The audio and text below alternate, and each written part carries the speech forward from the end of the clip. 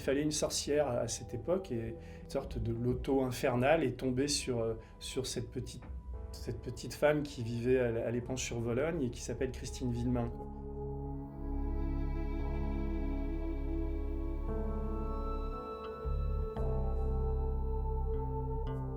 Christine Villemain est effondrée. Tout le monde se souvient sans doute de son cri de douleur au moment de l'enterrement.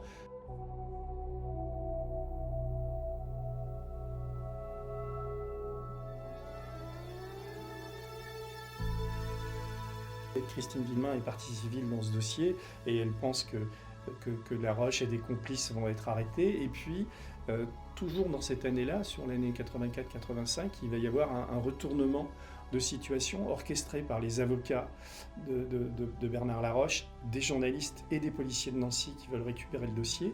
Et ce basculement va l'avoir accusé, quoi.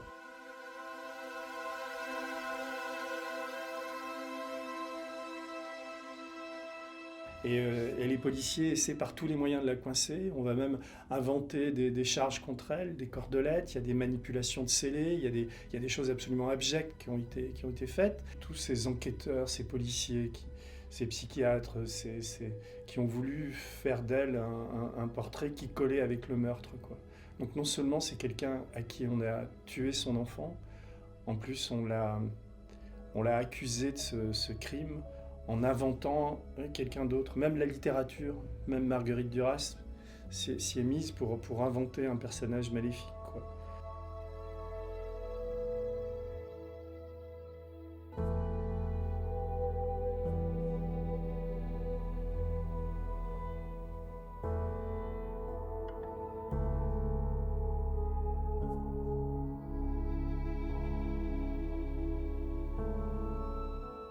Christine Villemain a été complètement innocentée, quoi. C'est la première fois dans les annales judiciaires en France qu'un non-lieu est donné pour absence totale de charge. Donc ce qui est fascinant aussi quand on a du recul, et j'en ai beaucoup, puisque 34 ans quand même, ce qui est fascinant, c'est de voir la folie collective dans laquelle tout le monde est tombé, quoi.